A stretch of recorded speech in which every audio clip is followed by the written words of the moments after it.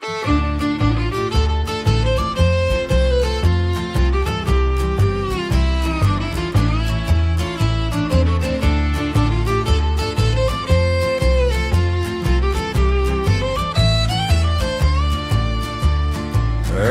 in the morning on the 19th of September, our army set out from Claymore's Cove. Down in Georgia, down by the Chickamauga, and I knew that the fighting was gonna be close. Down by the Chickamauga, by the Chickamauga, down by the Chickamauga, we saw our boys laying in rows. For 2 long days we heard the sound of cannonballs tearing through the trees like a summer rain. For 3 long days we heard the sound of rifle fire making our men scream out in pain. Down by the Chickamauga, by the Chickamauga, down by the Chickamauga, we saw our boys laying in rows.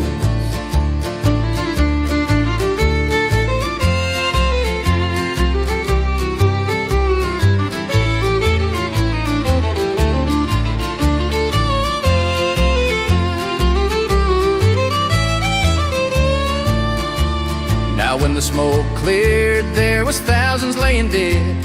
The river ran red with the blood of the brave. Brother fought by my side, and I was there when he died, the day we made our stand at Snodgrass Hill. Down by the Chickamauga, by the Chickamauga, down by the Chickamauga, we saw our boys laying in rows.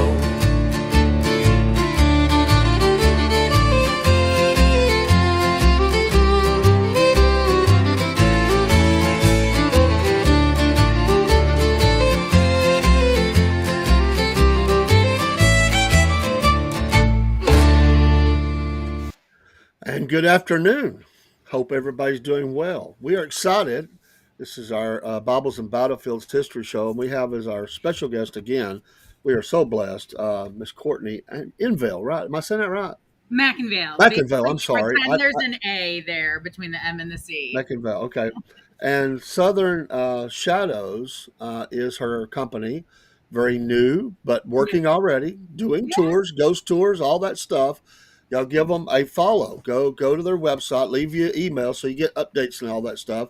And if you're in the local area or traveling through, make sure you contact them. This is very affordable and a lot of fun. And we're going to have a tour soon. I'm going to talk to you about that. I'm going to work it around the time that we're kind of off from our other job. And I've already talked to some people about it. They're excited. They're so excited. It would be fantastic. We'll have so much fun. Yeah, so I cannot wait. And it's going to be really cool. So anyway, I've been doing a series. We started this history show, and my intention was to cover battlefields and kind of everything that goes with that battlefield. So it's not something that moves real fast. And of course, I live right here, as well as you do, right here. I'm within 3 minutes of the battlefield of Chickamauga, which really probably I'm sitting on some of it. They just only claim so much of it. But honestly, where I'm sitting right now in my home, probably had troops or supplies or wagons or something nearby. I'm sure. Yeah, I'm looking at it out my window right now too, from where I am. So yeah. So I had started with really just doing some of the casualty numbers and stuff the first week, and then the next week I started doing biographical sketches of generals, and it just so happened I didn't even cover John Bell Hood yet. I had did some of the others.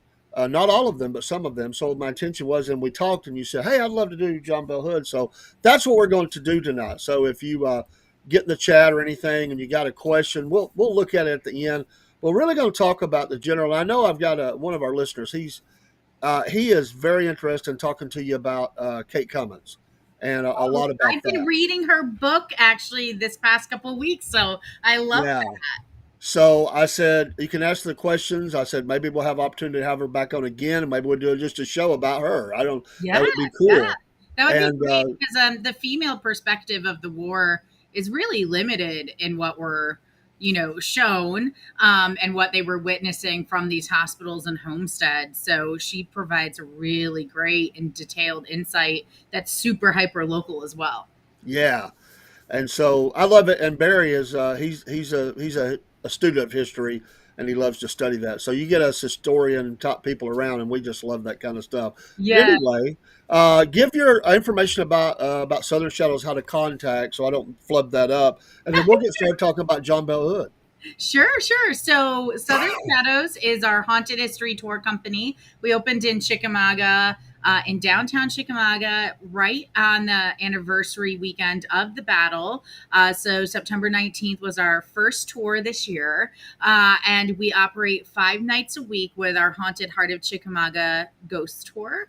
And we do this featuring, of course, a great deal of Civil War history, but also history about the Cherokee and the Chickamauga tribes who resided here, about some true crime in the area from the 1800s.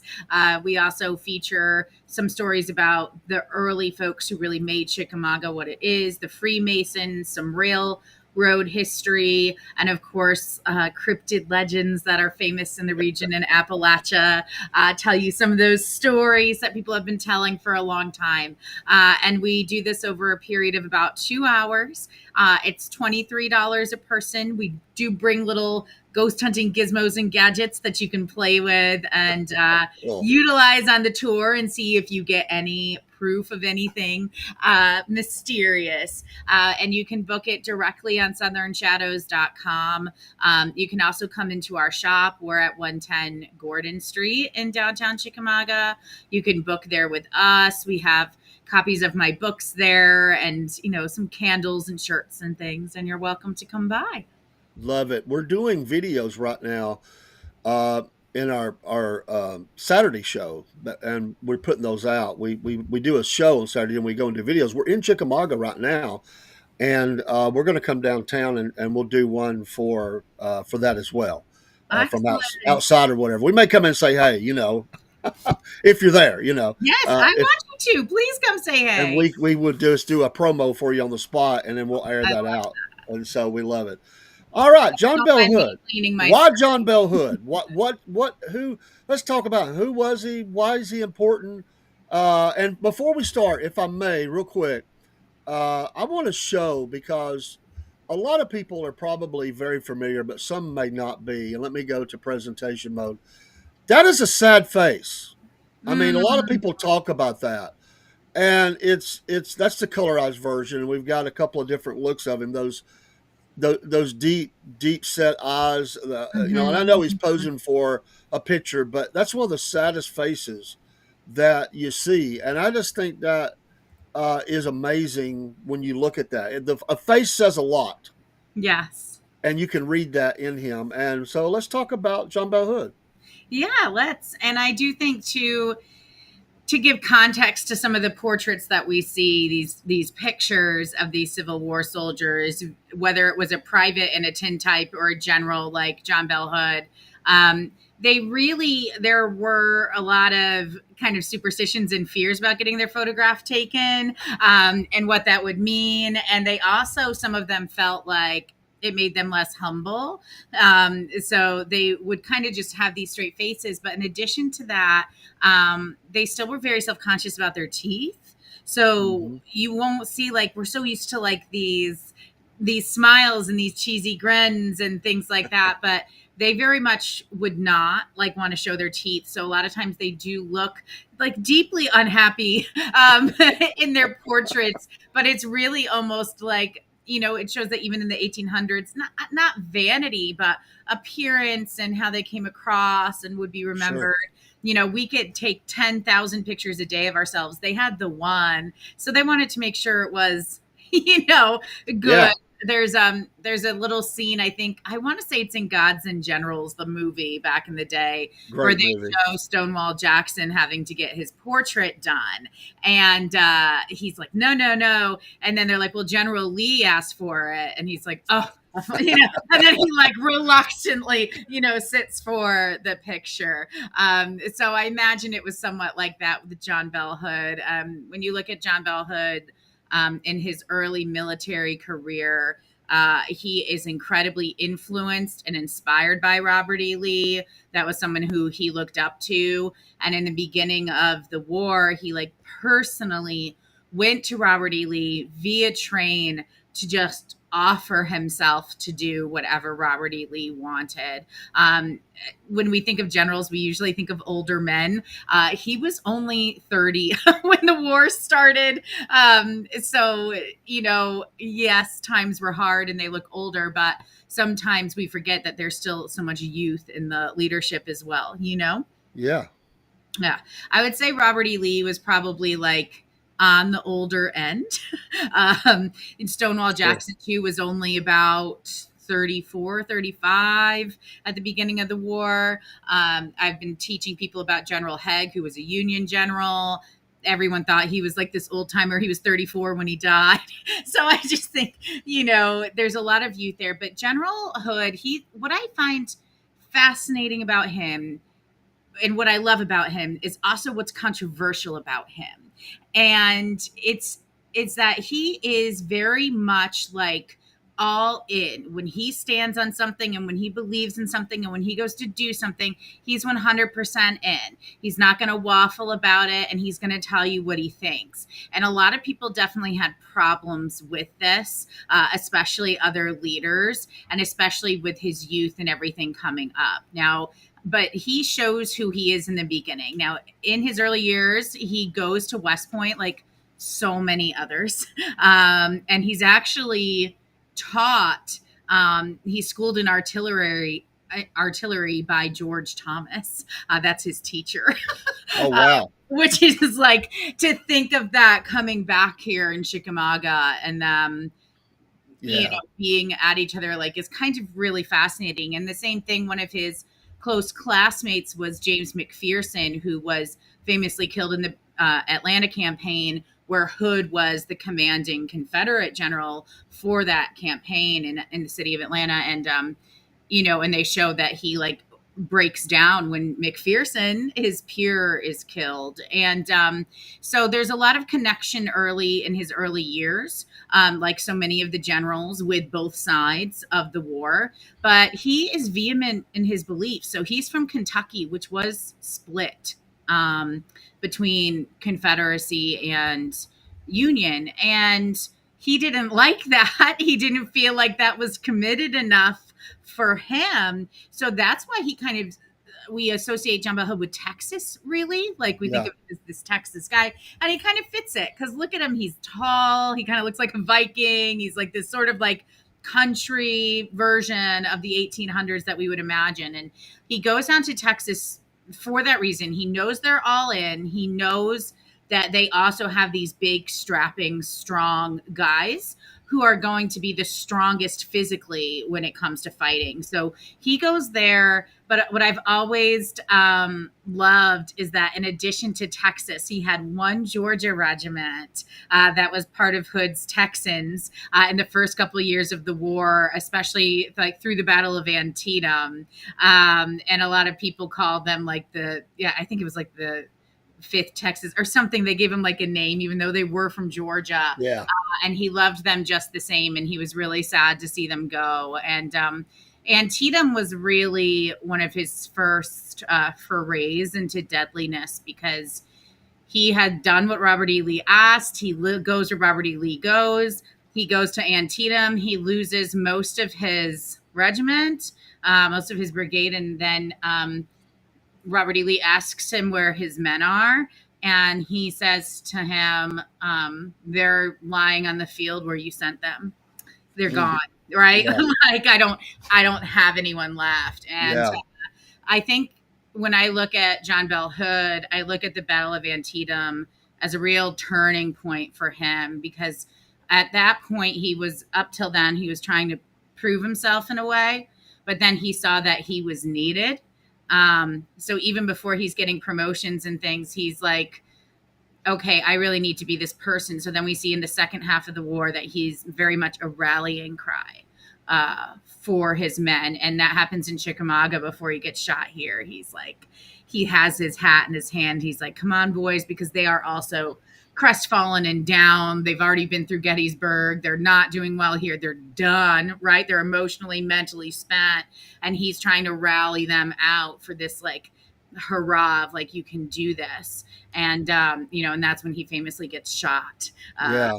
Yeah. Yeah. A couple of questions, and I don't remember. I've studied a lot of them. Was he in the war with Mexico as well? Was he in the military then and there?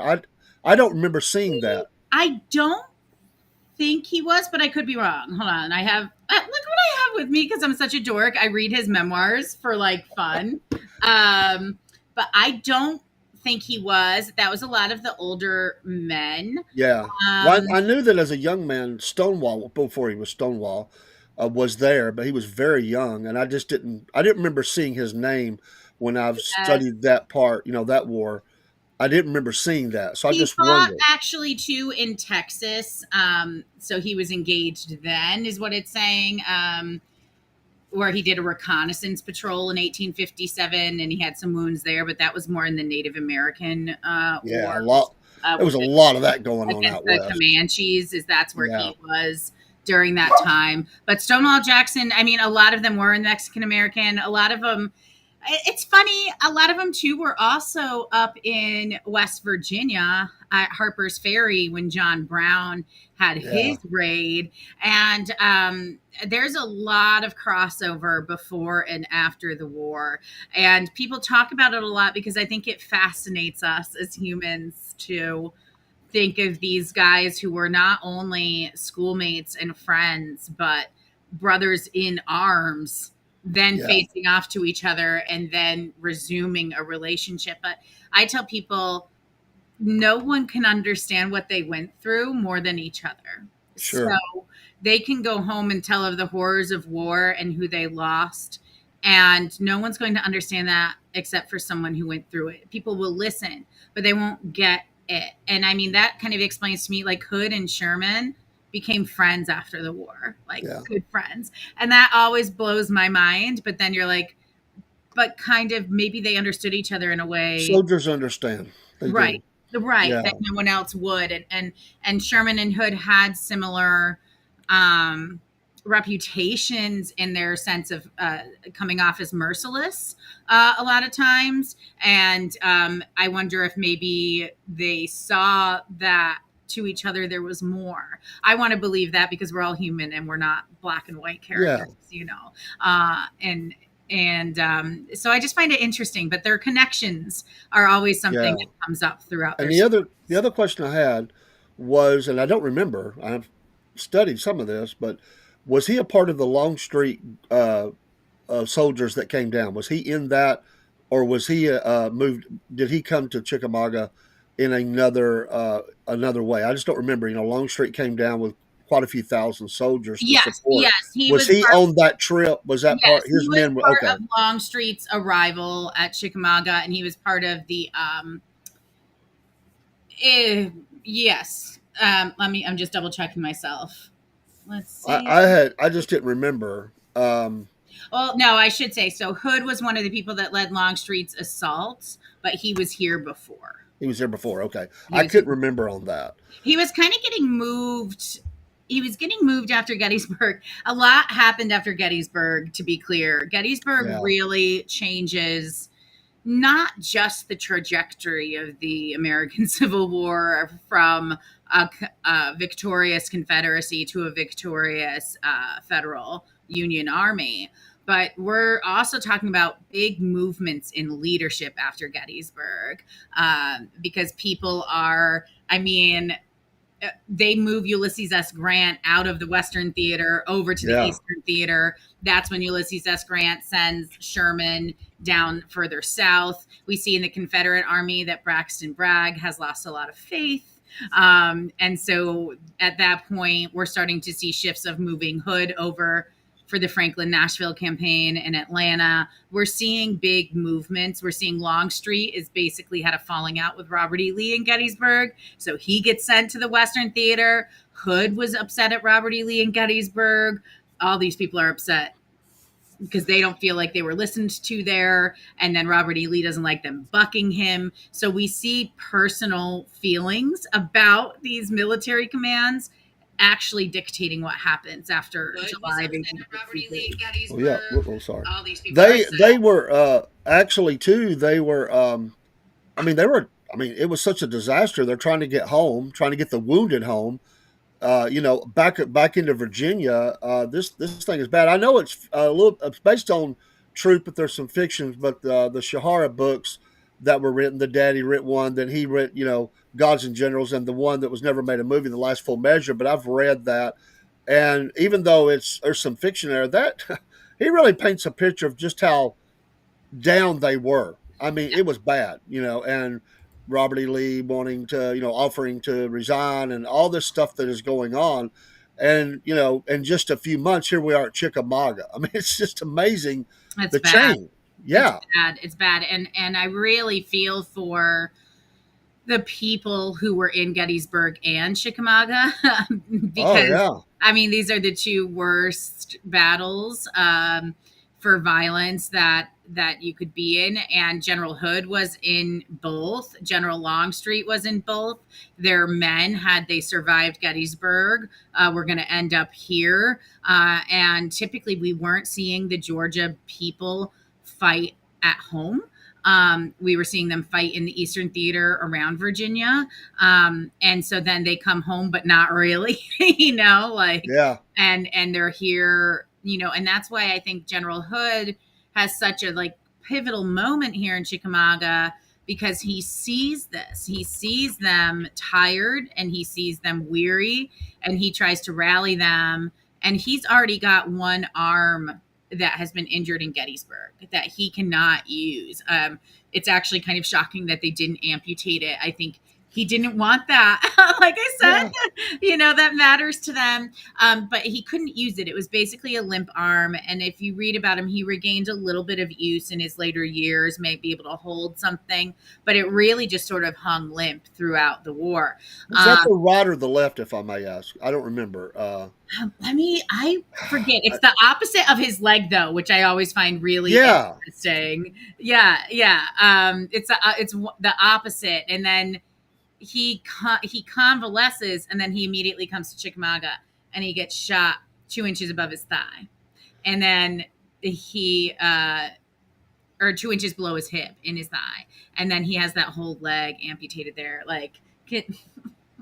That whole going forward from there. I mean, you can follow that trail. I mean, you can be to that spot where it happened on the battlefield. Yes. And not far from there is where, Rosecrans fled the field. But you got Hood here. Yeah. I don't necessarily blame him, to be honest. But yeah, I mean, it was a rout at that point. But so he's already injured, and then he gets really severely injured. I mean, he's a tough guy. It's his left arm, by the way. It's his left arm. Left arm. I couldn't. I thought so, but I wouldn't. I wanted to be correct. I didn't want to just say it and somebody say, "You're wrong, Dave," because I want to be accurate. So he has a left arm that didn't work and a right leg that was amputated. And so he is carried from the battlefield, but they didn't take it off right there.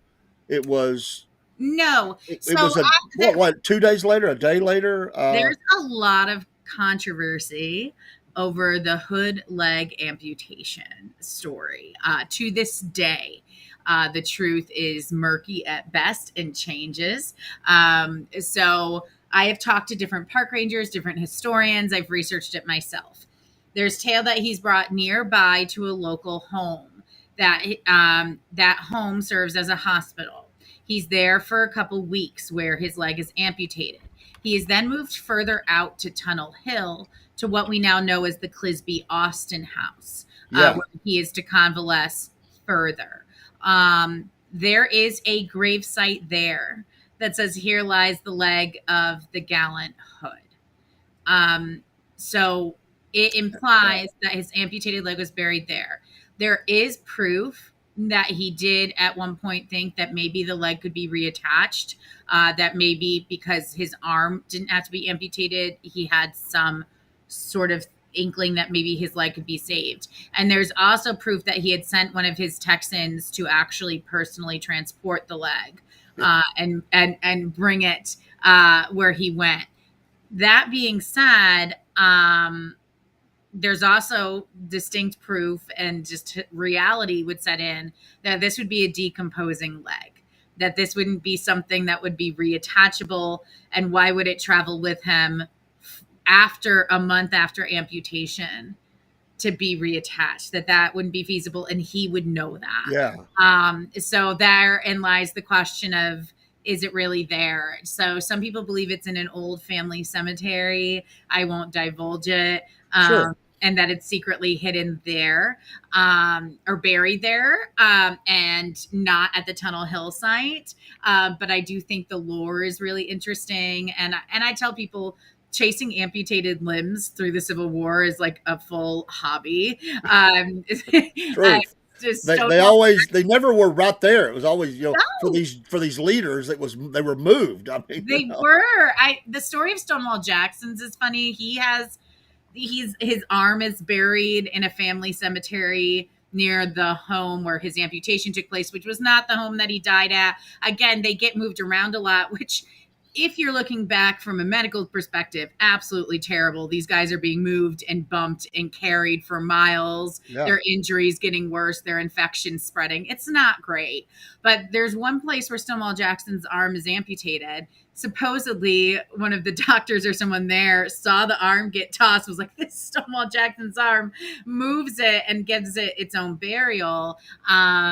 So that's how that happens. And then, of course, he has his own family burial. But I just think it's really interesting that the limbs of the generals have all of this lore, whereas everyone else, amputations were happening every day. There are limb pits all over Civil War battlefields in America that we don't know the exact locations of, or some we do, that are just filled with arms and legs. But the mystery of General Hood's leg is probably one of the most famous mysteries of Northwest Georgia. Where is it? Is it really there? Was it something that was created just to cause people to associate it with here? And he never wrote about it. I read all about his stuff. He talks about his leg being amputated, but he also kind of confesses, and those who knew him admit this too, that he was just loaded up on, basically their equivalent of pain medications and alcohol. And his memories as he is recovering from this terrible surgery in this landscape are really hazy and blurry. So I mean, he's got to be, for the lack of a better word, doped up quite a bit. I mean, he's in extreme pain. So whatever happens with the leg, he goes to Tunnel Hill. And of course, it was a Confederate victory at Chickamauga that was short-lived. I mean, you're really setting up for the hell that's going to come in 1864 and the 100 Days Battle and all that. So Hood's part is he's off recovering after all this, correct? He is. Now, is that back in Richmond? Is that in Richmond? He goes eventually and recovers in Richmond. It's when he's in Richmond that he takes the opportunity to try and resume his romantic life a little bit before he comes back to the war.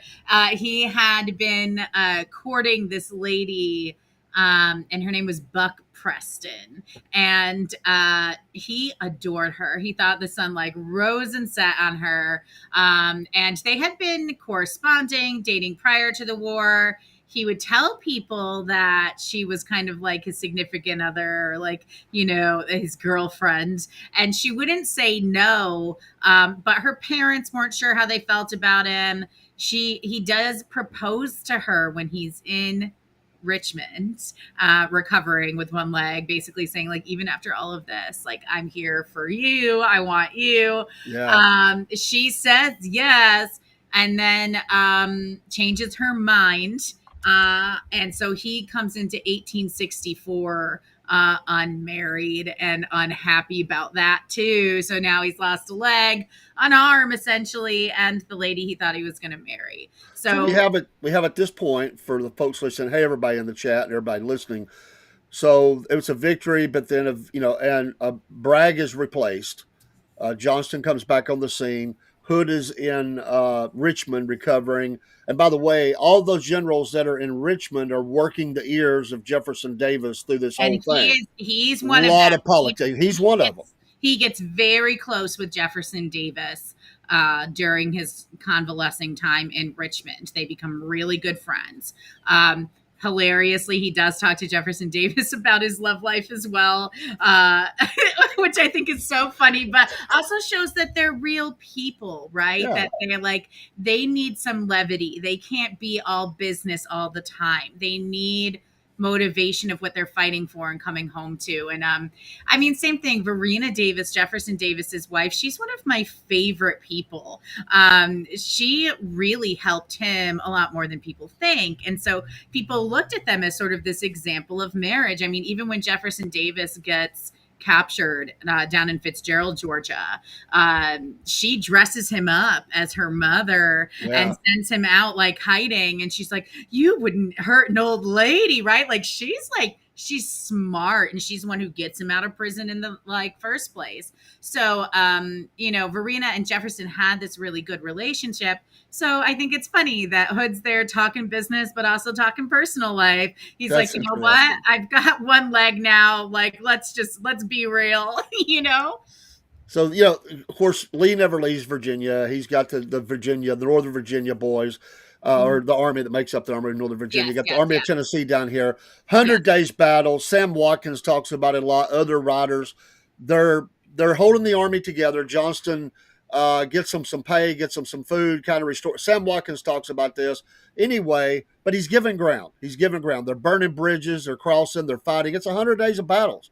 And they're nearing Atlanta, and Jefferson Davis, of all, and I know that Hood is one of them. He's telling them, he's basically he's blowing it. I mean, he's not fighting. He's running, but he's holding and it's controversial because some say, well, he's holding this army together, but they're losing all of Georgia down to Atlanta, which is the Deep South, which is all, to be fair, they really have left, right? Because you have Ulysses S. Grant in Petersburg and in Northern Virginia, in that area. You know what he's done in Vicksburg. You know what he's capable of.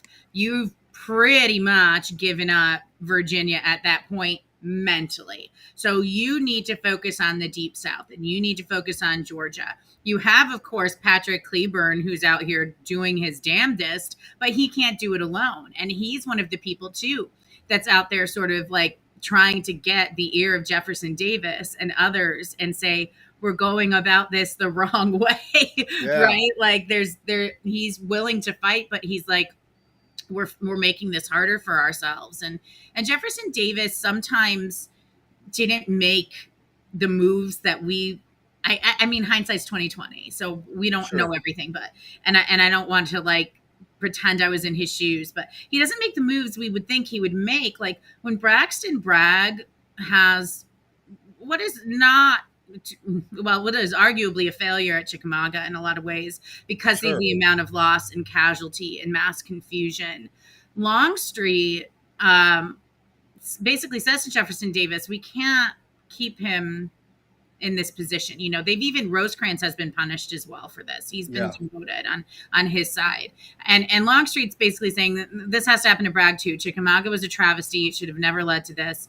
Let's reconvene. And Jefferson Davis says no. So there's a lot of confusion as to why Jefferson Davis is making these decisions, but Atlanta becomes a big problem. Atlanta's the last nail in that Confederate coffin. And Hood knows it. And he kind of, in a sense, is like, maybe I can be the one that saves it. But, what he is able to do at that point in his career is also limited. You also had the Franklin-Nashville campaign and the death of Patrick Cleburne, which a lot of blame fell on Hood for that because the Union walked right by them while he was sleeping. Yeah. So there's a lot of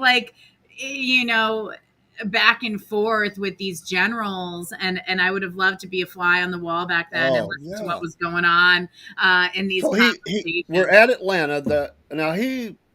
Jefferson Davis came down here to replace Johnson, if I remember right, with Hood.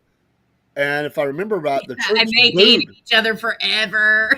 The troops booed the decision. They were not happy about this change Mm, because they, it was a meat grinder, but they're staying together and they're in the trenches and all that hmm. around Atlanta. But Hood says, "Hey, I'll fight. You know, Yes, I'll go whip them." And he so will he too. He will. makes the change at Atlanta, and they go up through Georgia, through a little bit of northern Alabama into Franklin, and there is that controversy about them not them slipping by. Some say, and you may know more. I've always heard it that when Franklin was a horrible battle for the South. It Five was. generals lost, Claiborne among them. It was horrible. Then Nashville, but that he was in his tent, kind of out of it. I've He always was. heard that. Just He was. the laudanum or whatever they had him on, he's in pain. I mean, they had to strap him to a horse. He's got one leg. This He guy's in was. pain. He was, and I think you know that's that human element that a lot of us forget about. But then that also begs the question of, okay, Hood probably was saying he was capable of more than what he was capable of. Um, we all kind of do that sometimes. Like, sure, I can do X, Y, Z, and we overestimate our own abilities. But there should have been some rational thinking where they look at him and say, Hood has has this leg amputation. He's heavily medicated. We really need whatever. And they should have given him reinforcements rather than dividing the army that they had Yeah, against these different leaders. And Johnston also was incredibly detrimental to the reputation of General Hood. And that's why General Hood even writes memoirs later, because they write memoirs basically demonizing him. And he's like, I need to come forward and set the record of what I was trying to do and what I believed. And he gives a lot of heart in his recounting of the losses at these places, and how personal he took those, and every single person that helped him. He's not this, this figure of just, guns blazing. There's more to him. And he feels like he has to set that record straight because Johnston paints him as, the devil, yeah. who ruined everything. And I don't believe that to be true. I do think he could have used backup, but yeah. Yeah, I've always, it may be wrong to describe him as that. I always think him he's like a Marine to me. Like he's Mhm. going to take that hill. You give me a man, whatever size army I got, I'm going to win. Yes. He believed in his abilities. He believed in the cause, and he believed in I can whip anybody. Just give me an opportunity. And Yeah. I admire that. It's just that the destruction of the army. I mean, that ended. I mean, you got Franklin, you got Nashville. At that point, the Army of the Tennessee is basically done. I mean, there's a few Yeah. hundred that make it to Greensboro, North Carolina, at their part of the surrender Hmm. there. And so it's an ugly time. I mean, Appomattox happens, the war ends. What happens to Hood after the war? It's a bad time. But what about military? What happens to him at that point?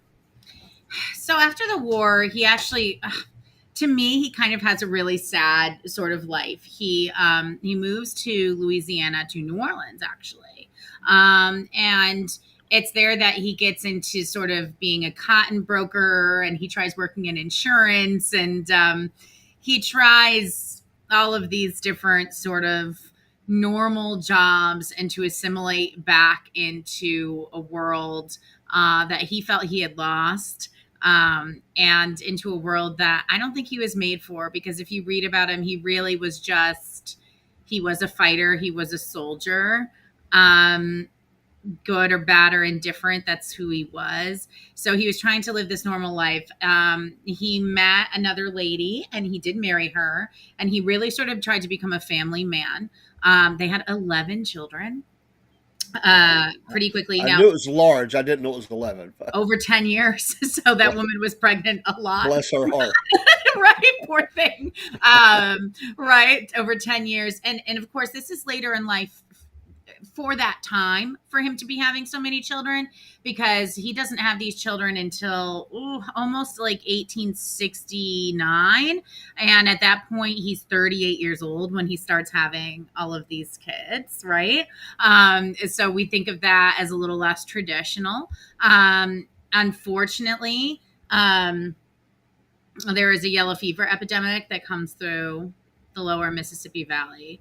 And it's shortly after the birth of his last child that his wife gets sick, and his eldest daughter gets sick, and they pass away. And he, I guess, demonstrating what a person of feeling and emotion he was is in his personal life as much of his war. He chooses not to basically be tended to or given like any attempt to recover. He's going to die with his wife. Again, controversial, but he kind of just lets himself be sick, and he dies too. And then you have all these orphan children. Yeah. And he really actually also had no money. He had kind of died broke with all these orphan children. And what I think is one of the most inspiring stories of the Confederacy in a post-war, even a decade later, is all these former Confederate officers and soldiers adopted as children, and but a bunch of different ones. They each family took one and raised them, and I think that that's such a testament to what people really thought of him and who he really was. Because if he was this awful figure who wasn't good to his men or who didn't care, these people wouldn't have been adopting his children and raising them over a decade It's the later. highest honor, that Yeah, somebody yeah, would take something that you love so much and give it the protection and love and the raising that it needs. And that's yeah, I didn't know that part of it. That's yeah. truly amazing right there in and I of think it's itself. beautiful. Yeah, yeah. And so he's buried in New Orleans. He dies, I believe, in 1878. So his post-war life is pretty brief. But we see that too. Robert E. Lee dies only a few years after the war. In a Yeah, lot of ways, too, I think, I think the war killed Robert E. Lee. I do it, too. it weakened his heart. And I think just living with the trauma or the guilt, even if he didn't do anything wrong because he was a man of war, but living with the idea that your calls led to the deaths of people. How do we cope with that if not like just harboring it in our bodies? And I do Well, yeah. Well, think about it, and if I may say, it's horrible when American troops die. We think about how many died in, say, Iraq, the right, several thousand. right. They had that happen in one battle and more. It's I mean, you're terrible. thinking I mean, one battle.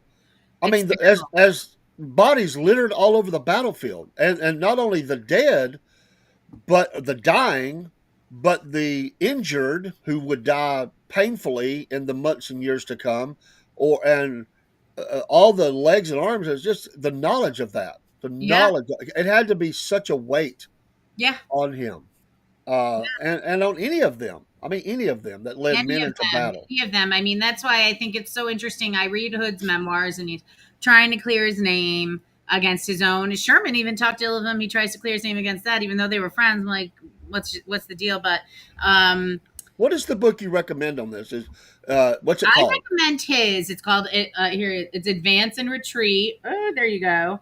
It's his memoirs. There's a really great introduction in here by Richard McMurray, who really gives you great context. But I've looked everywhere for what I want to read to understand John Bell Hood, and I don't think there's anything that helps me more than his recollections. Yeah, I mean, you can't get more primary source than that. And when you read it, you really get the sense of how much he did care for these people. Like he will list out names that none of us have heard of and be like, this person helped me, this person fought bravely, this person risked everything. Like and their full name, so that even though they might have just been a whatever sort of soldier, he's saying, I saw them and I saw what they did. And I think that's really beautiful because a lot of times when you read memoirs from these big figures, there's a lot of me. yeah. And you might expect that from him, but that's not what you get. You get some things like even when he writes about being shot at Chickamauga, he's like, he talks about what he's doing. He talks about when it happens. He says the time of day. He doesn't dwell on it though. It's more of a inconvenience to him that this happened.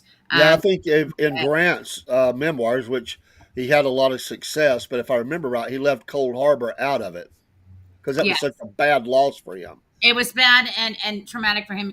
Ulysses S. Grant, and like I probably sound like the strangest person saying I love John Bell Hood and Ulysses S. Grant in the same sentence, but I really look at war from a human perspective as best I can, and who these people were.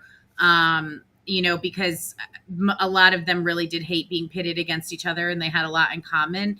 A lot of what divided them was what they saw as home, Yeah. and what home they were fighting for. That really was where the division came in. And Ulysses S. Grant, his memoirs too, he also was dying broke. He had It been was. Yeah, bamboozled details. in this terrible business deal where someone had taken advantage of him and his son. He had nothing. And Mark Twain, who we know him as that, but Samuel Clemens approached Grant in his sort of dying weeks and months and said, that He had cancer, right? Bad he had cancer. throat cancer from Yeah. all the cigars potentially, but with which he had gotten started on the Mexican American War as a gift. But they basically, Mark Twain says to him, I can sell this and your family will be okay. And that's one of Ulysses S. Grant's motivations, but he's writing this literally in the last days of his life, Yeah. some of these chapters. But even for him, he doesn't want to relive some of the worst of it. And I think that again shows that humanity. Well, In what this yeah. was. I think that as hard as it is, and of course from a Southern perspective, you get hello Cook and everybody in the chat. We appreciate you. Uh, the Appomattox scene, and I know Hood's not there, but just on that point, is that Grant and all those there, they were very respectful of Lee, and they gave him more than what Washington even wanted. They were very gracious, even though they knew the country had to come back together. Right. There were still things that they wanted they didn't get, but he was pretty doggone gracious. He could have been a lot harder than he was, but they had tremendous respect for Robert E. Lee. Tremendous respect. They were Yep. not going to disrespect this man, and so he got what he asked for. I mean, pretty much is what I understand, and helped to lead the charge to restore the nation. I mean, he was one that did that. Of course, Grant becomes president later on. 2 terms, if I remember right, 2 terms. Yes. Yes. But again, was dying, and then a Confederate, I forget which general, Confederate general, went to his funeral and got sick and died. It was so much death and dying around the war. I mean, Yeah. there is, and Ulysses S. Grant, he's what's kind of cool is he had 2 Confederate pallbearers and 2 Union pallbearers. He had both Confederate and Union eulogies. John B. Gordon spoke at one of his funerals, and he writes about how he was sort of sitting in the back and of the funerary procession, and everyone was like, no, these Union guys said you should be up front, and he was like, no, not me, right? Like basically like, yeah, you don't mean that, but they did. And I often think there's just this mutual respect that they had for each other is something that is Yeah. inspiring, and I hope people look at that in the context of one of the most violent, divided times in American history, and look at how at the end of the day they respected each other as people and cared for each other on a level that was deeper than the conflict. Yeah. And I hope we look at that as inspiring and say we can be good to each other too.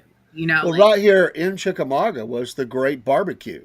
yes, Many years later, where they came together. How blessed we are yes. to have had that happen right here. Yes, and in John B. Chickamauga. Gordon was there too. Yeah. He was, representative of the Confederate side. I always think it's so funny that John B. Gordon is from Walker County and he's a Gordon, but he's not related to the Gordons. And you go like, what a small area. But yeah, he was there too. And I think if John Bell Hood was alive, he would have been there. I do.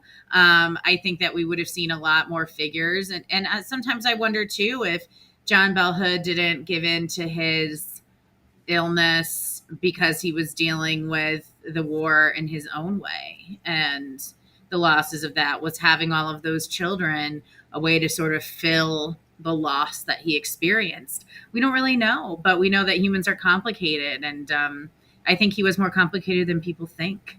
Yeah. Yeah, I think it's easy to paint the brush one way. We have to look at the totality of a man or a woman and see all the, and that's what I love to study about it is from all sides, and get that little bit of nugget of information here and there. It tells a story, and I love biographies anyway, and I love. You're going to see the warts and all. You're going to see things you don't like. You're going to see things you like. That's humans. That's all of us. Yeah. And we all make mistakes, and they made mistakes, and sometimes those mistakes cost people a lot of humanity, civilian and or militarily and or horse or whatever. Yes. uh, it was just ugly, and those blood stains are all over the South and parts of the North, Yeah. just from that, and it's amazing. An hour flies by. I love so much. Thanks for being with us, Oh, and thanks I for hope having you'll me. come back.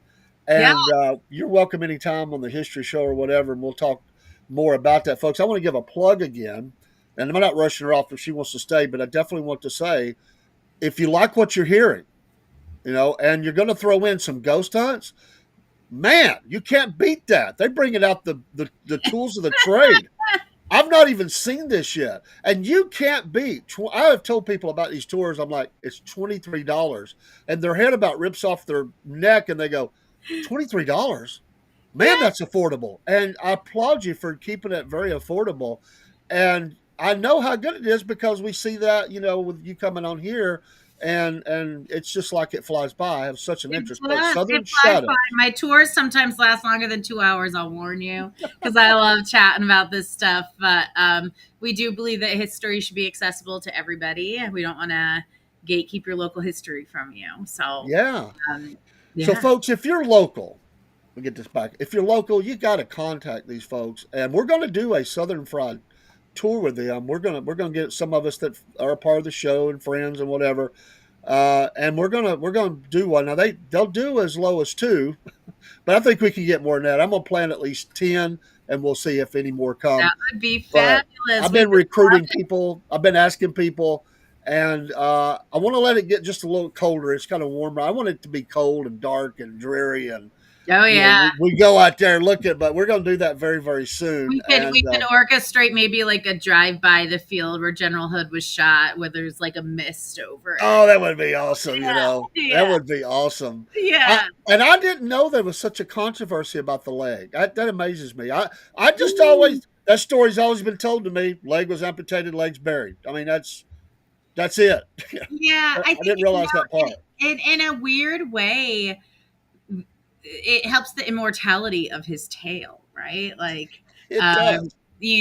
Because people just find that so peculiar and curious. It is a good way to share the story. So I'm okay with it. I'm okay with people thinking it's there. I don't think it's there, but I'm okay with people thinking it's there, because it makes people want to get to know him and and figure out who he was and what he did. And there's a lot of successes with the Confederacy that couldn't have happened without John Bell Hood. With their losses, I think blaming him is a mistake. I think, he probably was their best chance going into Atlanta. Yeah, you get down to it, they had nothing else to send. Either the Army of Northern Virginia or the Army of the Tennessee. Johnston had not without been using at the all. without using the slaves, which Claiborne wanted to do. They had nothing else to give. Claiborne wanted to give up the slaves. Yeah. And I think Claiborne, I love him. He's an Irish guy from County Cork. Oh yeah, I love Claiborne. And he's fabulous. But he was really interesting because, and you could really have a whole podcast on this too, but his belief that the Confederacy was worth fighting for, even if they had to give up slavery, that there was more to the Confederacy than that, I really think speaks volumes. And a lot of people don't realize he did that he was saying, like, we can give up slavery. We don't need it. Yeah. And that makes him unique, I think, in Confederate legend and tale. And I tell people too, if you want to go up and really learn about him, go to Franklin and go to the Carnton plantation, or it's not a plantation, it's Carnton Manor. And that's actually where they laid his body out after he was killed. But they do talk quite a bit there about Patrick Claiborne. I believe it's like the Franklin Battle Trust, or, it's a Yes, I trust think that you're runs right. it. And and you can also see sort of the cannon pillars there where he did receive his mortal wound, and kind of give yourself a little Claiborne tour up there. But you could do a whole thing on like if we were looking at the Confederacy from Patrick Claiborne's perspective, and it Oh, wasn't I forgot. The Battlefield Trust, and some people get aggravated with these trusts, but at one time, if I remember right, the spot that Claiborne died was a Pizza Hut, but they bought that property back. The Pizza Hut. Really? Yeah, that's what friends of mine have told me, that they would go there, and that spot was covered up by a Pizza Hut, but they were able to get that property back. Oh, I'm so glad. Franklin's very developed. They've saved some of it. And another thing I wanted to say, I didn't do the battle. Murfreesboro's like that too. Yeah, it is. Some friends of mine were doing a reenactment up there, and a guy snuck a camera in, like a handheld, and at times he was pulling it out, and he was getting shots down the line and everything. He took that and he put it in some like sepia and all that, and slowed it down, and it is the most amazing thing. I've saw it. Like the flags wave, it looks like you're really in the battle. It's crazy how good. And he just did this on his own. I don't think he told anybody he was going to do it. He just, because he got in trouble. It's not, it's not authentic, but it's a great thing. And he did an amazing job with that. But I could go on with you all night long. I just thank you so much for your study, being a student of history. You're full of life, and it's just great to talk to you, folks. Again, we got to support small business. We got to do that. Thank you. And if you're local, we got to keep this going. So this is not something you're going to do one time. This is something you're going to do annually. Go out and do a different tour. We'll always be adding stories, and I was just sort of triggered to remember when you were talking about preserving battlefield space, or like reclaiming it back with some of these trusts.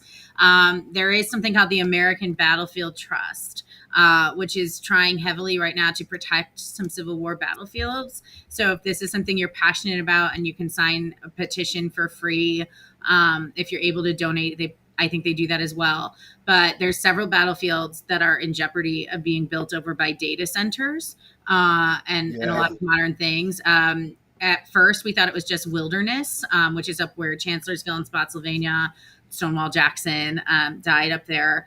But also Kennesaw and some other sites in Georgia are at jeopardy as well.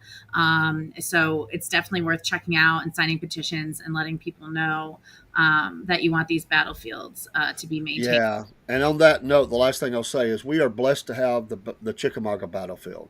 We are, yes. It's continuous, meaning you don't have Kennesaw split up. They got battlefield here, then you got development, then you got battlefield here. And a lot of battlefields are like that.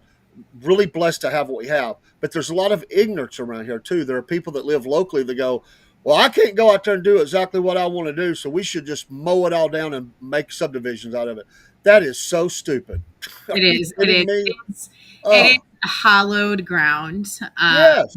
And there's so much you can enjoy the outdoors peacefully while also remembering history and where we came from, and honoring that life. So it's something to be appreciated and protected. I know Ringgold Gap, where our guy Patrick Claiborne had a big stand, that's one of the ones that's the little bit that's left is in jeopardy as well. Sure. So definitely appreciate it. And I mean, Chickamauga is the first national military park in the United States of America.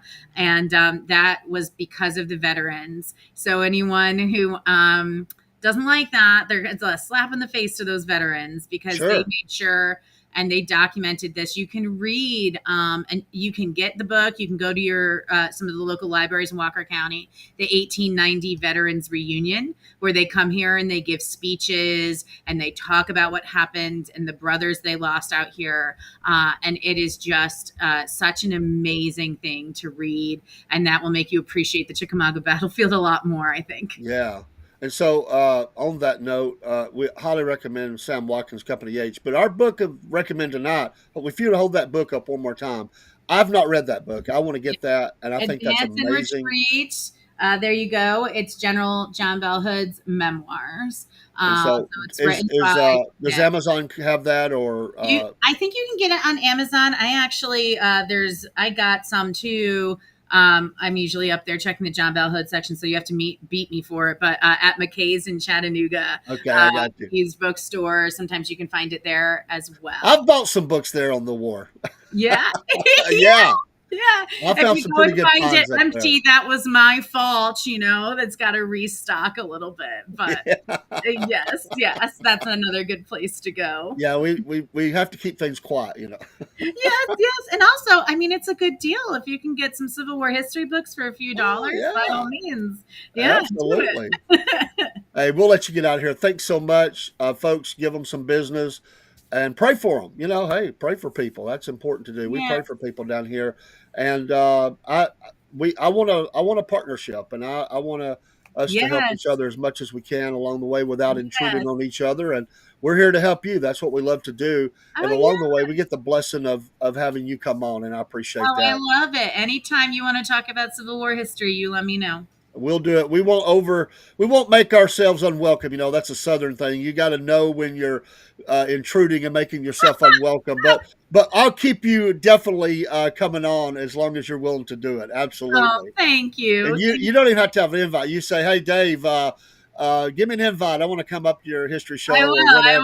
Be like, I have more John Bell Hood stuff to talk about. We got more of that, and Barry wants to talk about Kate Cummings, and I know you're kind of in that right now. Kate Cummings, and there's just so many people to talk about. Really, I could go on, but we could talk about General Longstreet. We could talk about some of the Union guys, and what they do too. I want to be fair to that. I wanted to. Joshua Chamberlain is one of the guys I love to talk about from the northern side. I like a guy like Jubal Early. He's crazy. There's just cracks me up. He was wild. He's a wild man. He was. I mean, I think there's stories to be told everywhere. I always laugh when we talk about the Union General Hooker, and I'm like, why do you think hookers have their name? It's because he brought ladies with him everywhere. There's a lot of legends and lore that come from these people. These very real people. But I mean, Grant too. I probably have the most unique house in the world because I have pictures of Stonewall Jackson and Ulysses S. Grant framed in my home. Cool. And I'm just like, you got to get along now. So yeah. Hey, have a great night. I'll put on some music. You're welcome down here. I'll take us off the screen, and we'll be talking to you soon. Take care, folks. Folks, give Southern Shadows, what a great name, Southern Shadows, some business. And when we get ready to do our ghost hunt, folks, we'll let you know the date, and come be a part. All right, we'll see you soon. Bye. Salute to everybody.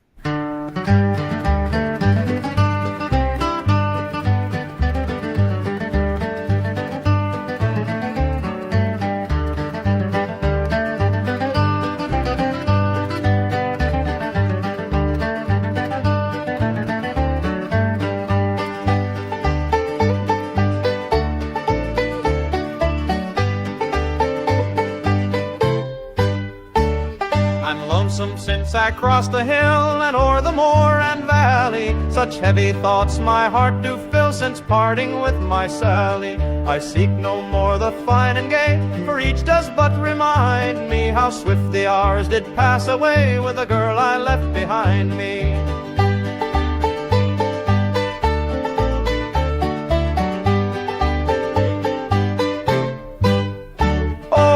Shall I forget the night the stars were bright above me, and gently lent their silvery light when first she vowed to love me? But now I'm bound to Brighton camp, kind heaven, then pray guide me, and send me safely back again to the girl I left behind me.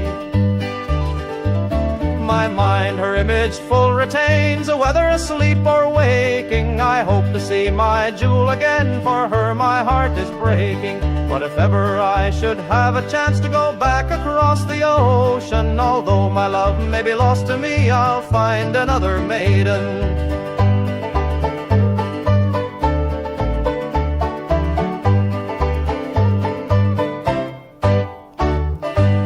Shall honey taste no more, the dove become a ranger, the falling waters cease to roar, here I shall seek to change her. Each mutual promise faithfully made by her whom woes betide me, and true the lass that loves me well, and the girl I left behind me. The brigadier commands the right and guard the ford and river. The main guard charge to attack, the flanking party shiver. The man who wears the stars and stripes, and in the field they find me. I will lay down my life and die for the girl I left behind me.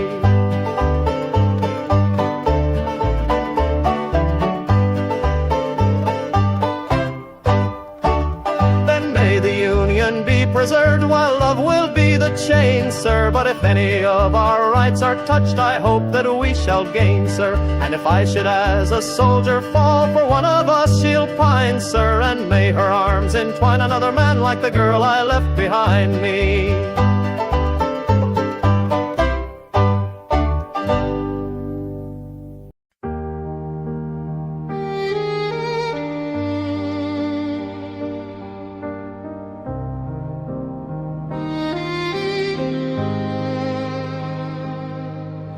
We marched into the valley with fire in our eyes, but the day we took the mountain, I thought of you and I cried. I fell down to my knees and prayed, thank the Lord that I'm still here. For so long, it's been Bibles and battlefields, and all this time I've held you in my heart. And though we're worlds apart, I still hear you. And all these days I've counted down the hours, it's like 1,000 years. All this time it's been Bibles and battlefields.